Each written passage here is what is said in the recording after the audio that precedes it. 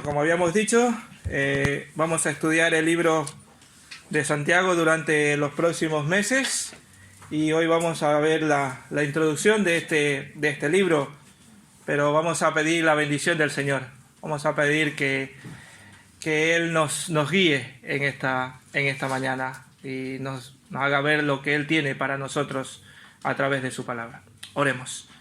Padre, en el nombre de Jesús, queremos ponernos en tus manos.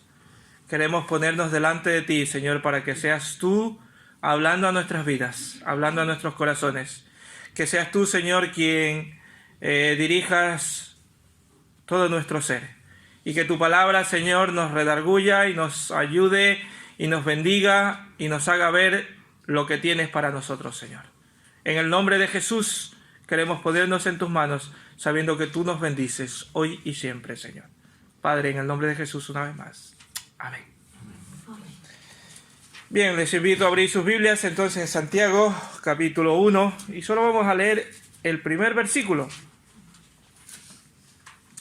Santiago 1:1.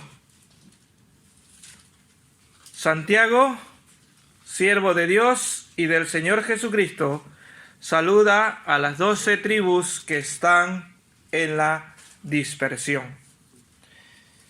Un cristiano en la península de Corea visitó a uno de los misioneros que allí estaba y le dijo que había aprendido el Sermón del Monte. ¿Saben cuál es el Sermón del Monte, verdad? ¿Lo conocemos? Sí, creo que todos lo conocemos. Mateo, capítulo... Son 3 capítulos. El 5, si he dicho 3, ¿cuáles son? 6 y 7. Vale. Pues dijo que lo había aprendido y lo dijo que deseaba repetirlo delante del misionero.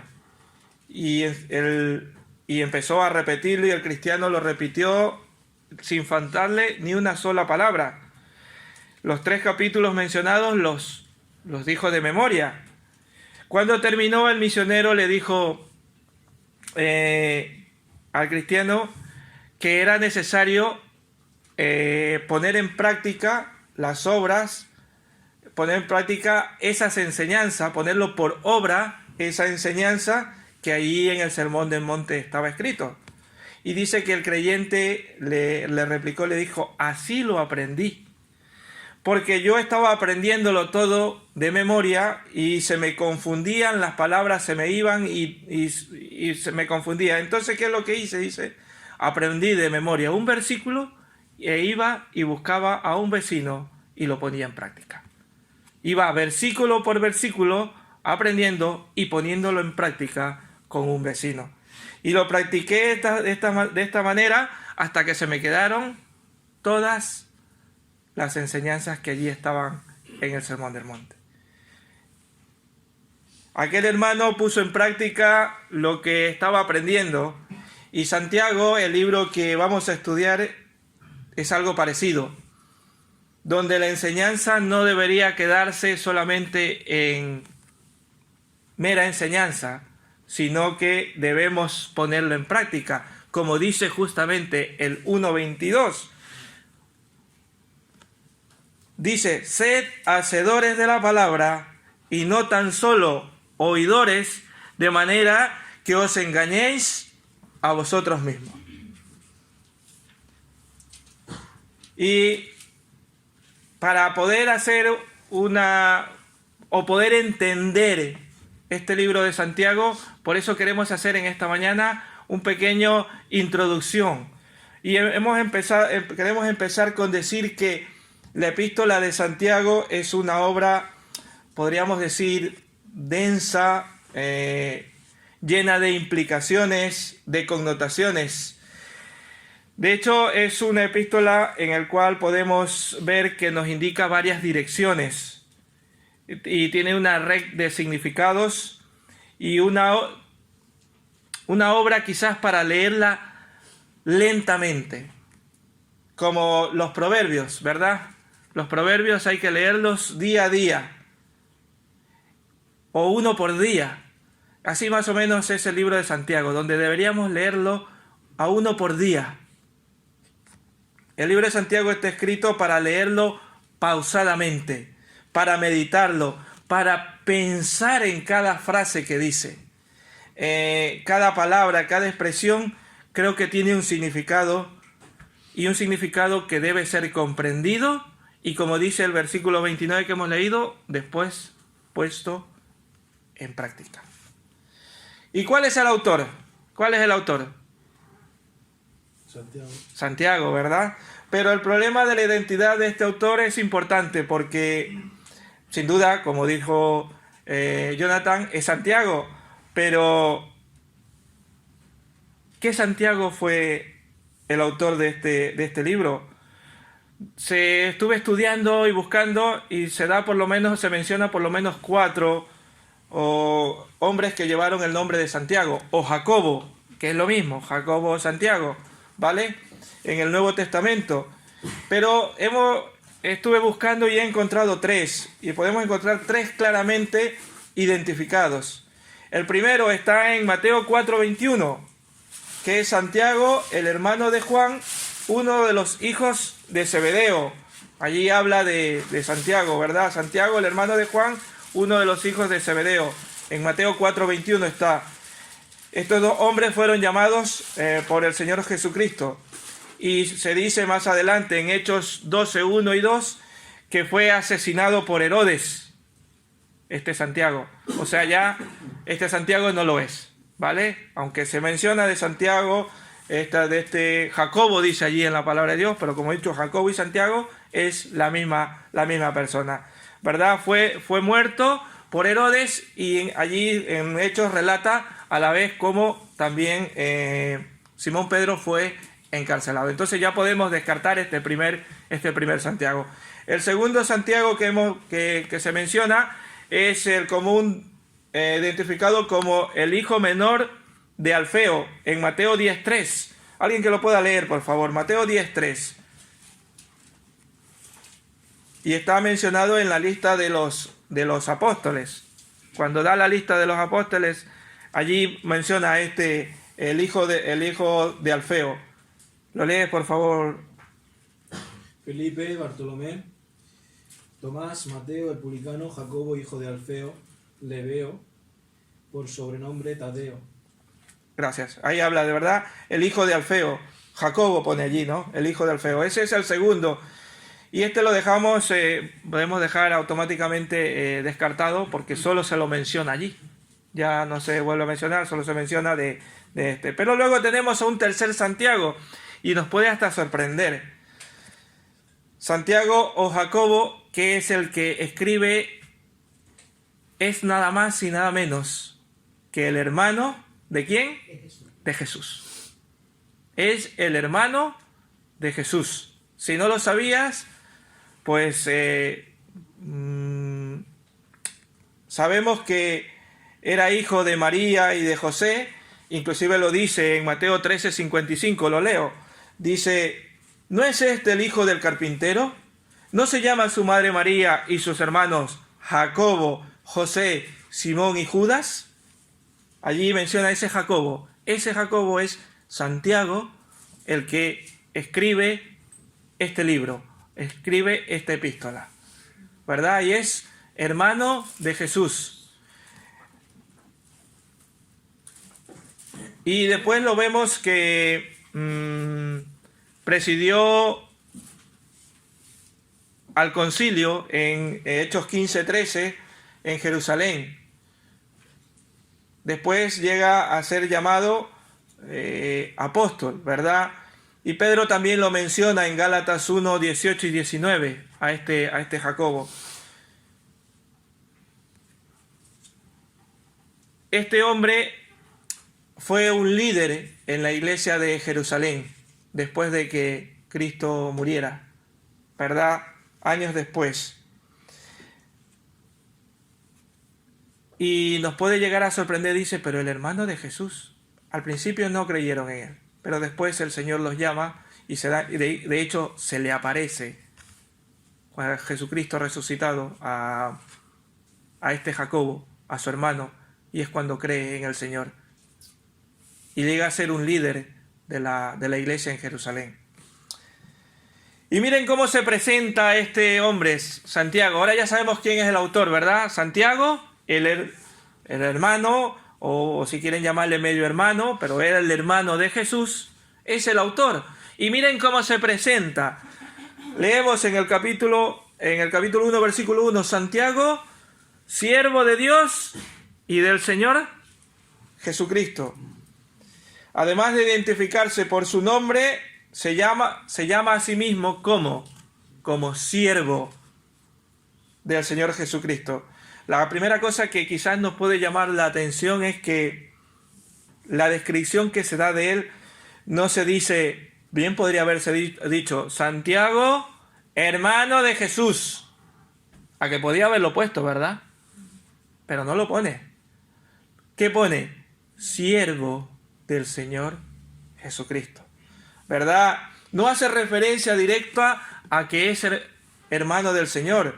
Y esto no debe de extrañarnos porque hay otro autor de otro libro que también es hermano del Señor Jesús y tampoco se presenta como hermano del Señor Jesús. ¿Saben cuál es?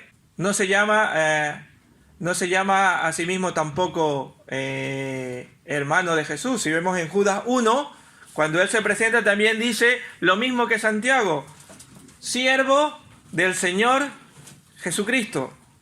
Santiago no se llama a sí mismo apóstol ni obispo de Jerusalén, que también lo fue. Como habíamos dicho antes, ¿verdad? Él fue un líder de la iglesia en Jerusalén.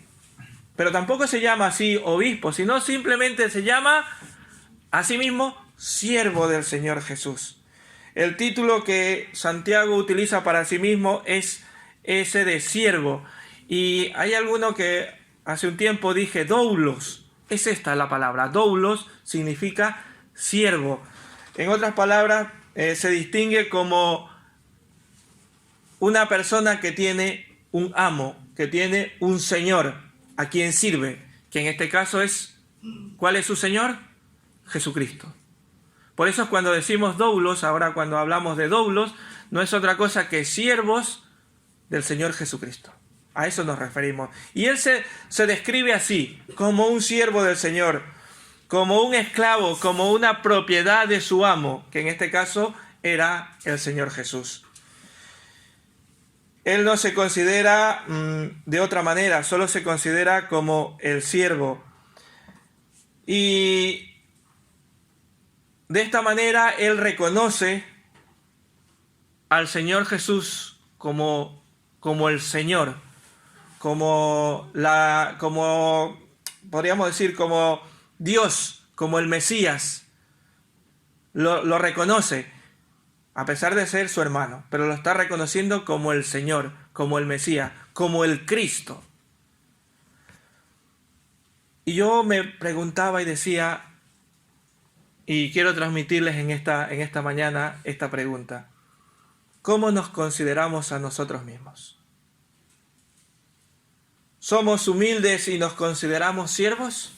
¿O tenemos un título, o queremos tener un título y ya nos tenemos una expectativa tan alta que pensamos que no estamos aquí para servir, sino para que nos sirvan?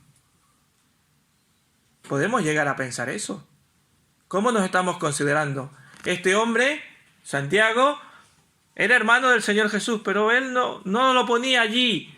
Soy hermano del Señor Jesús. No, al contrario decía, soy siervo del Señor Jesús. Y creo que todos debemos considerarnos así, como siervos del Señor Jesús. Como un doulos, ¿verdad? Como que pertenecemos a alguien, que estamos dispuestos a servir. Cuando estemos dispuestos a servir, entonces nuestra mentalidad cambiará. A veces no estamos dispuestos a servir, estamos dispuestos, no, que lo haga otro. Hazlo tú también. Como dice Primera de Pedro 5:6, debemos humillarnos. Vamos a leerlo, perdón, por favor. Primera de Pedro 5:6. Alguien que lo pueda leer, por favor. Primera de Pedro 5:6. Humíllense pues bajo la poderosa mano de Dios para que Él los enaltezca a su debido tiempo. Vale. humillémonos.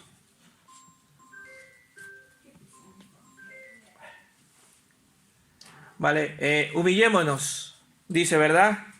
Debemos humillarnos delante del Señor. No pensar en que somos más grandes o que tenemos un cierto estatus, ¿verdad? Sino humillarnos delante del Señor. Él se considera así, como siervo, ¿verdad? ¿Y cuál es el origen y los destinatarios de esta carta? El origen, la fecha en la cual fue escrito aproximadamente, no sabemos exactamente, pero dice que fue entre los años 45 y 50 después de Cristo. Hay algunos que han dicho que Santiago escribió una epístola para combatir las enseñanzas de Pablo. Ellos argumentaban que Santiago enfatizaba las obras, mientras que Pablo enfatizaba la fe. Pero no es así, ¿verdad? De hecho, la primera epístola de Pablo, o la primera carta de Pablo que escribe, es la de Tesalonicenses. La primera es Tesalonicenses y se hace años después, de más o menos del 52 al 56. O sea que si damos por ese argumento que era para combatir, era imposible, porque las cartas de Pablo aún no estaban escritas. Recién la primera de Pablo fue del 52 al 56, cuando la de Santiago ya estaba escrita aproximadamente 45 al 50. O sea, si me das ese argumento de que era para rebatir, ¿cómo puede rebatir algo que no estaba escrito aún? Ya desde ahí ya no lo podemos tomar como válido. Pero algunos pensaban eso. Y miren, ¿a quién fue dirigido? Nos lo dice la palabra del Señor. Siervo del Señor, saluda a quien dice, a las 12 tribus que están en la dispersión. Fue escrita, la epístola fue dirigida a las 12 tribus que estaban en la dispersión. Pero basta recordar que no hay razón para pensar que la carta solo estuviera dirigida a los creyentes que estaban judíos, porque en verdad la carta aplica para todos los cristianos. Probablemente Santiago le escribió antes de que los gentiles creyentes fueran muchos, a lo mejor solo eran unos cuantos todavía, y todavía no se los tomaba como muchos, ¿verdad? Y entonces de esa manera el número no era significativo, y quizás por eso Santiago solo dice a las 12 tribus que están en la dispersión.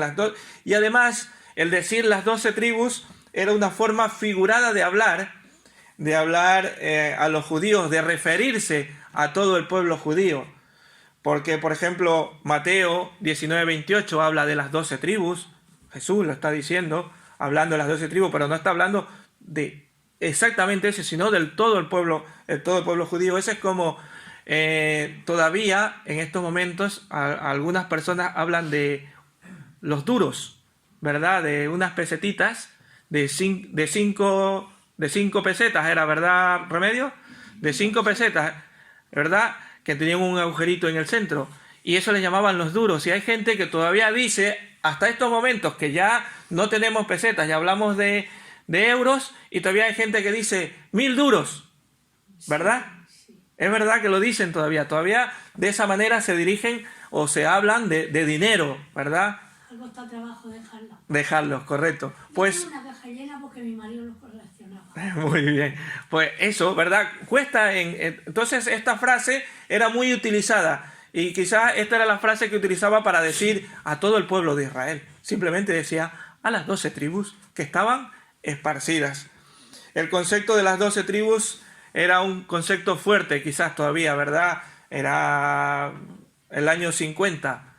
De 45 al 50 después de Cristo, habían pasado muy pocos años, y todavía ese concepto de las 12 tribus pues estaba todavía en la forma de hablar, y si se hablaba, pues a la final se terminaba escribiendo.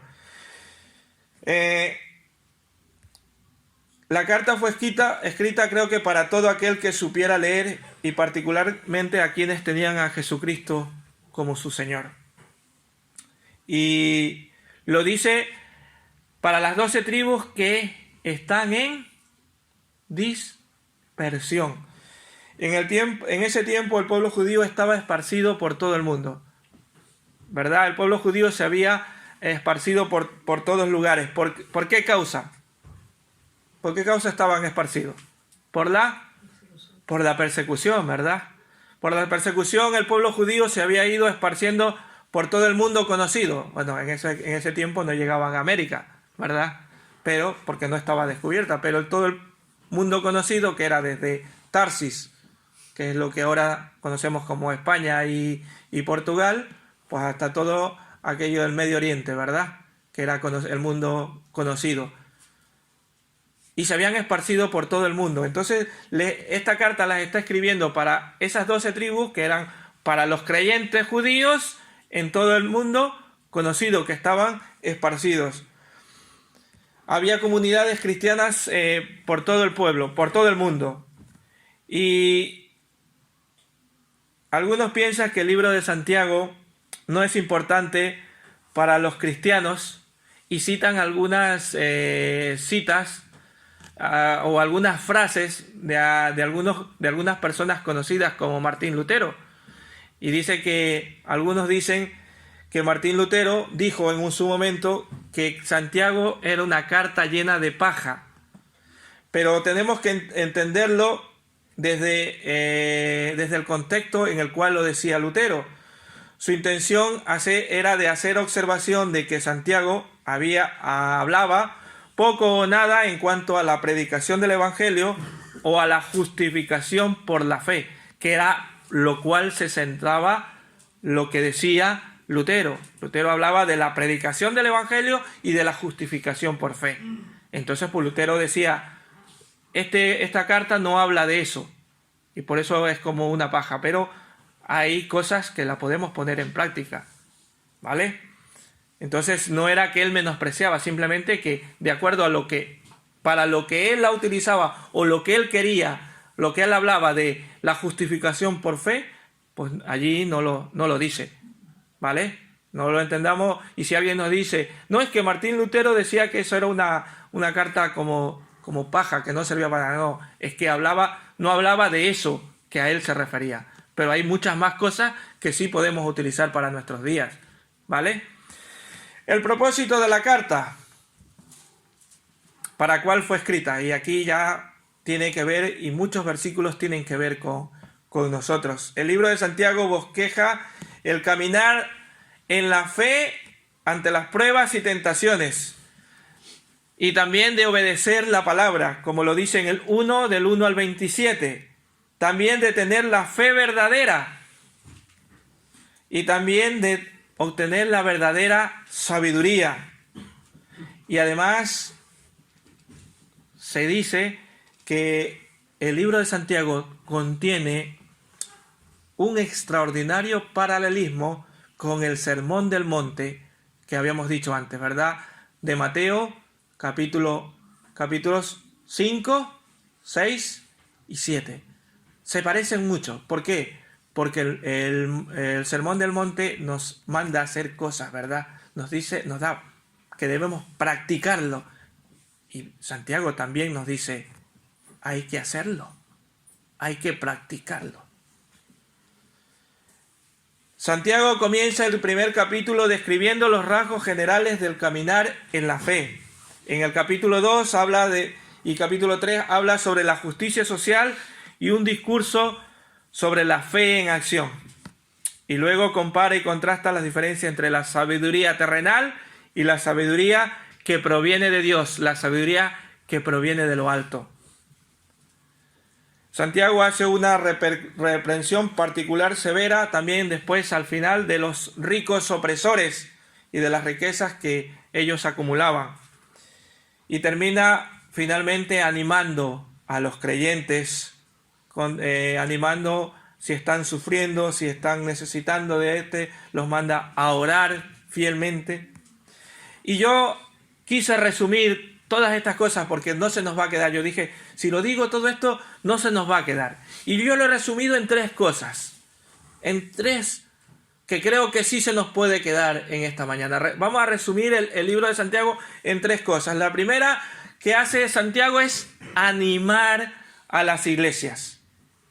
El primer propósito de Santiago es animar a la iglesia y basta con leer los primeros 4 versículos, o sea, el 2, 3 y 4 dice: hermanos míos, gozaos profundamente cuando estéis pasando por diversas pruebas, pues sabéis que cuando vuestra fe es puesta a prueba, produce paciencia. Pero procurad que la paciencia lleve a feliz término su obra, para que seáis perfectos y cabales, sin que os falte cosa alguna. Luego ya yo no quiero meterme en lo que va a enseñar Paco la semana que viene, porque él va a hablar sobre esto. Pero sí ya nos habla de ánimo, ¿verdad? Nos habla de que tengamos gozo. Nos anima, ¿verdad? Y también quizás en el capítulo 5 también al final habla de animar, nos habla de alentarnos, de que podamos tener una parte consoladora para nuestras vidas. También en segundo, entonces la primera era animar a la iglesia. Y quiero que se nos quede. La primera, ¿qué cosa era? Animar a la iglesia. Es el primer propósito. El segundo propósito, corregir los excesos que había en la iglesia. El segundo propósito era de corregir estos excesos que había en esa temprana iglesia. Eran los primeros creyentes todavía. Y ya había algunos excesos. Excesos tales como el problema de la palabrería sin base en la realidad. Y eso está, vamos a leer, el 1:19. Pero esto, mis amados hermanos, sed todos diligentes para oír, pero lentos para hablar y lentos para airarse. ¿Verdad? Palabrería, lentos, tranquilos, ¿verdad? Lo primero que hacemos es hablar. Y eso pasaba con la iglesia, ¿verdad? Y les decía, tranquilos, sean lentos para eso. También otra corrección que quería hacer Santiago era el de que tenían acepción de personas. El capítulo 2, versículos 1 y 9. El versículo 1 dice: hermanos míos, vosotros que tenéis fe en nuestro glorioso Señor Jesucristo, no debéis, ¿qué cosa? Hacer acepción de personas. Y el 9: pero si hacéis acepción de personas, cometéis pecado y sois condenados por la ley, ¿como qué cosa? Como transgresores. Estaba otra cosa que intentaba corregir en la iglesia Pablo, ese exceso, ¿verdad? Primero era el problema de la palabrería. Otra cosa que hacían era acepción de personas. También el de los múltiples maestros, muchos maestros.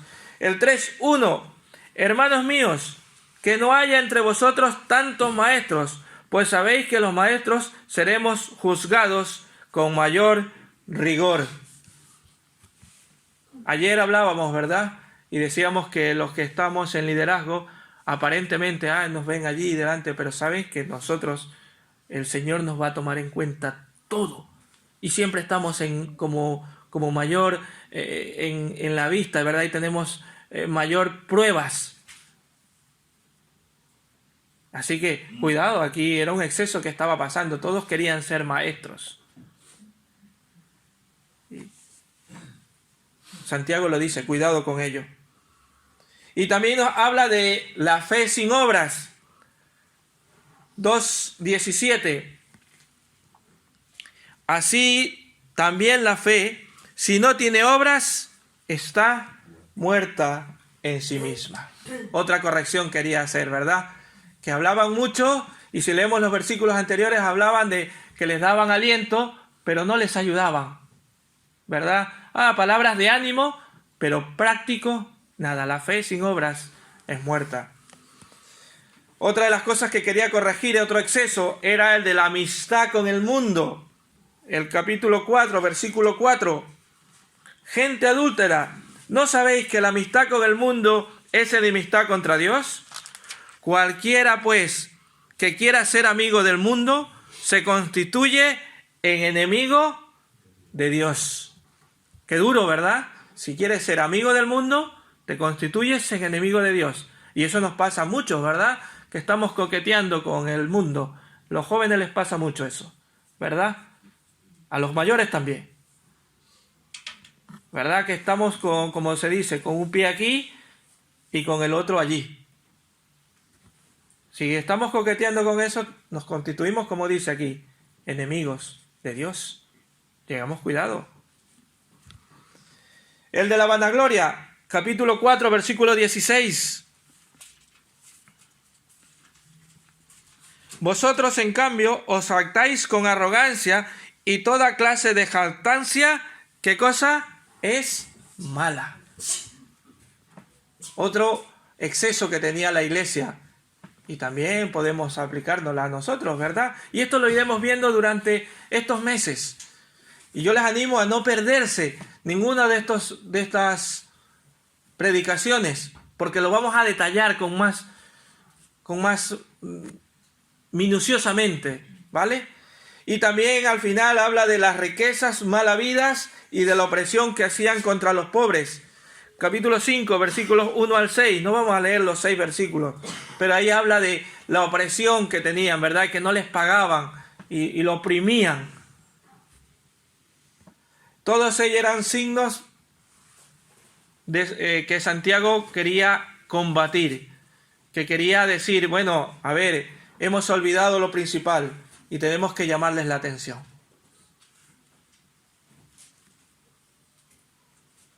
Y podíamos decir, bueno, eso era en esos tiempos, pero lamentablemente también pasa en nuestros días. Estos excesos también pasan en nuestros días. Así que lo primero que habíamos dicho es que primero era propósito, era de animar a la iglesia. El segundo era de corregir los excesos. Y ahora, como tercero, es el de tener sabiduría de lo alto. Yo lo he resumido en estas tres cosas. Luego, durante estos meses, vamos a hablarlo más minuciosamente, ¿verdad? Pero podemos resumirlo en estas tres cosas. En tener sabiduría de lo alto. El propósito final, creo que de Santiago, era señalar que la sabiduría de lo alto y que animar a los creyentes a vivir en esa sabiduría de lo alto. De hecho, el eje de la epístola es el pasaje el capítulo 3, versículos 13 al 18. Es el eje central de toda la carta, de toda la epístola de Santiago. El capítulo 3, versículos 13 al 18, porque habla de la sabiduría, que busquemos la sabiduría de Dios. En ello Santiago descubre la verdad esencial del cristianismo y los llama a vivir cada día en esa sabiduría que proviene de Dios. Y a quienes está escrito y a quienes dirige esta carta, Pablo, sin duda lo dirigía a esa comunidad de creyentes esparcidos, pero también lo dirige a nosotros en estos días. Lo dirigía a esas personas, él como maestro, como obispo que era de la iglesia en Jerusalén. Y también nos los quiere decir a nosotros. Y he apuntado y quería compartir con ustedes 5 versículos claves. Si lo quieren apuntar o si los quieren subrayar, adelante. 5 versículos claves para mí. A lo mejor algún otro hermano me saca algún otro versículo y está bien. Pero para mí 5 versículos son claves de Santiago. Santiago 1, versículos 2 y 3, donde dice: hermanos míos, tened por sumo gozo cuando os halléis en diversas pruebas, sabiendo que la prueba de vuestra fe produce paciencia. Ese es uno de los versículos clave para mí. Santiago 1:9. Por esto, mis amados hermanos, todo hombre sea pronto para oír, tardo para hablar y tardo para irarse. El 2, versículo 17 y 18. Así también la fe, si no tiene obras, es muerta en sí misma. Pero si alguno dirá, tú tienes fe y yo tengo obra, muéstrame tu fe sin tus obras, y yo te mostraré mi fe por mis obras. El 3:5. Así también la lengua es un miembro pequeño que se jacta de grandes cosas. He aquí cuán grande bosque enciende un pequeño fuego. Y el último, para mí, que es clave, es 5:16, la parte B. La oración eficaz del justo puede mucho. 5 versículos clave para mí, que debemos recordar o que debemos apuntar. Hermanos, el libro de Santiago es un reto para todos los fieles seguidores de Jesús. Es un reto, porque no es fácil cumplir todas estas cosas. Pero no solo debemos hablar de ello, sino caminar en ello. Mientras nuestro caminar sea en la fe y vayamos creciendo y vayamos conociendo de la palabra del Señor, Santiago nos exhorta a no solo detenernos en conocerla, sino en ponerla en práctica, ponerla por obra. La epístola de Santiago descarta la idea de convertirnos en un cristiano que solo sirve en la fe, sino que también sirva en la obra. Y que si estamos viviendo en Cristo, debemos servirle y debemos demostrar esa fe que tenemos en Cristo, demostrarla en la práctica, con obras. Las buenas obras no son la causa de la salvación, sino que deben ser el resultado de ella. Dios nos manda a que podamos obrar, pero porque sea el resultado de la fe que tenemos en Cristo. No porque las obras nos salven, como lo sabemos. Las obras no nos salvan, ¿verdad? Sino la fe en Cristo. Pero cuando tenemos esa fe en Cristo, el resultado de esa fe en Cristo son las obras que podemos hacer en nuestras vidas. En nuestras vidas para con los creyentes y para con los de allí fuera.